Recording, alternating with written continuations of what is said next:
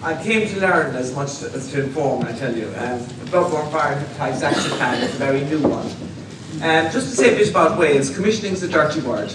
We have service planning.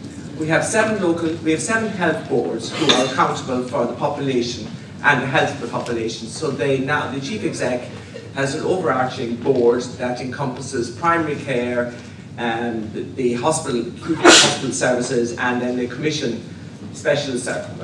And then we work with them, although we're funded, I don't know how the funding works, we're not commissioning, to participate in the public health work. So I'm from Public Health Wales, and I support the health boards in delivering public health action. Either could be health promoting activities, or it could be health protection, and that's my background.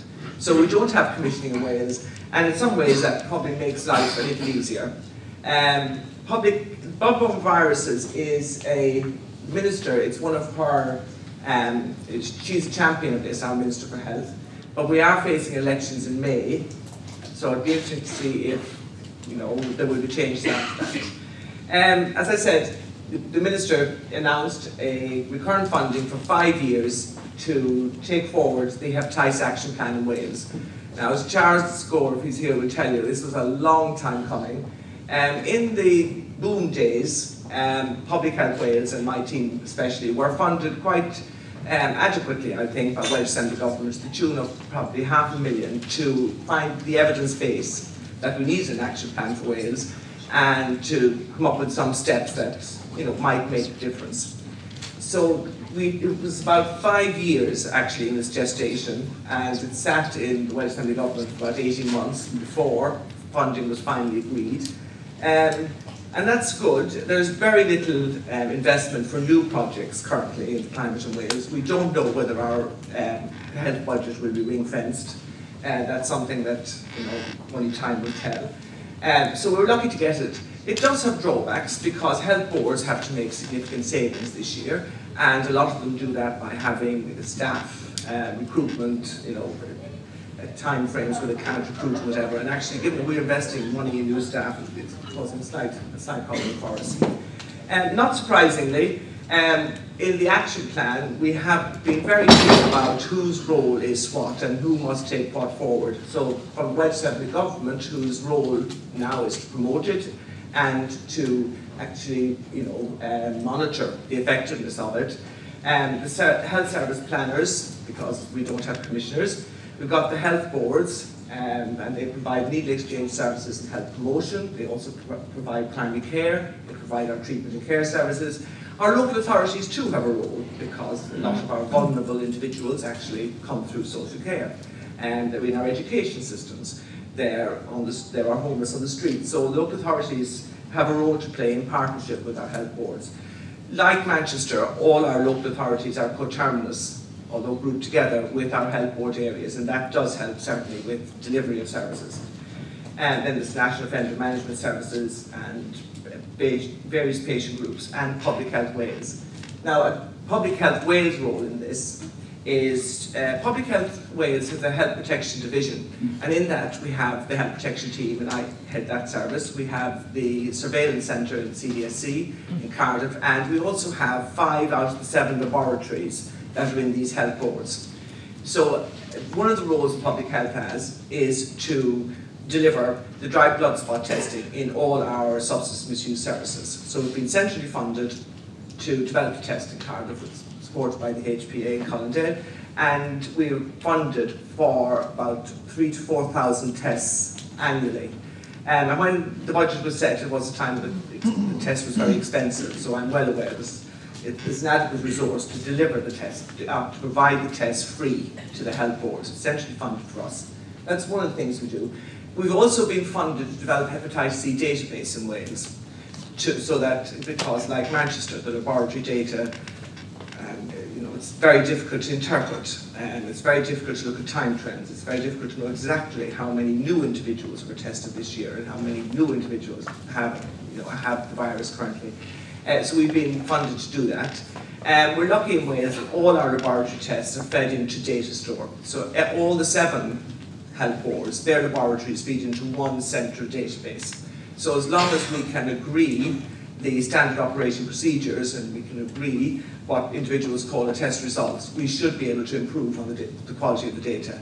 We're also funded to work with the 7 treatment centres to develop the patient database that we can eventually marry up with the laboratory data.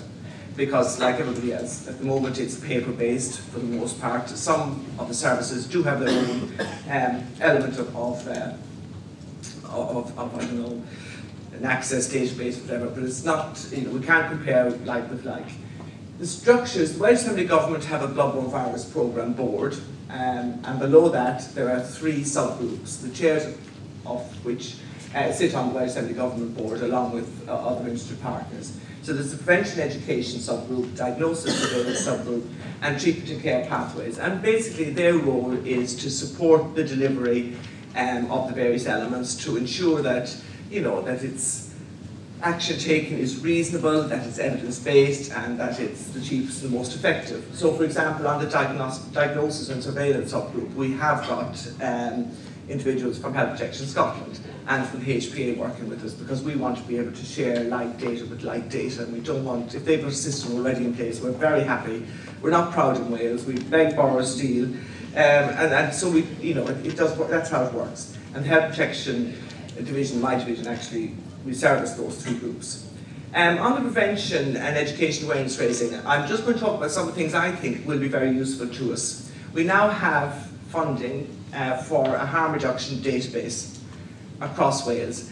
And in effect, this, because we don't know, you know, when we did the research, it's very clear that there was inconsistency in data collection around the needle exchange services. There certainly was variation in quality. Some of our services ran out of needles by Thursdays, some weeks. Some never opened except between 9 and 12 when clients were least likely to turn up. But we couldn't capture exactly how many individuals were using needle exchange services, what was the quality of it. So we now have a harm reduction database that went live on the 1st of September. Currently, it's collecting data on every single individual and every single interaction in our statutory drug services and voluntary services, but not pharmacy. Pharmacy is coming on board on the 1st of April. So we estimate that we've got 10,000 people in Wales who access needle exchange services. And as of the 1st of September, we have all those services except for the pharmacies. And there's about 200 pharmacies in Wales who support needle exchange services. And it's working well. And we would like to extend this to some other harm reduction interventions in time, perhaps. To date, this was when I sent in the slides, after the first 6 weeks, we had a database of 2,700 injectors. And as I said, given that we know pharmacies contribute, like in Powys and other rural areas, quite a lot, that is a lot. The database, it's one I'm sure that's familiar to Scotland, because it won't be used in Greater Glasgow. There's a lot you can get out of it. We hold the mainframe in our office, so you can tap into it. I could spend all day looking to see what did the last registered person make a difference to the epidemiology. But actually, it's self-reporting, so there are limitations to it. So when I looked at the first 1,500 for coming to this meeting, and I can tell you of the first 1,500 individuals who'd registered for needle exchange, 70% of them had been tested for bloodborne viruses.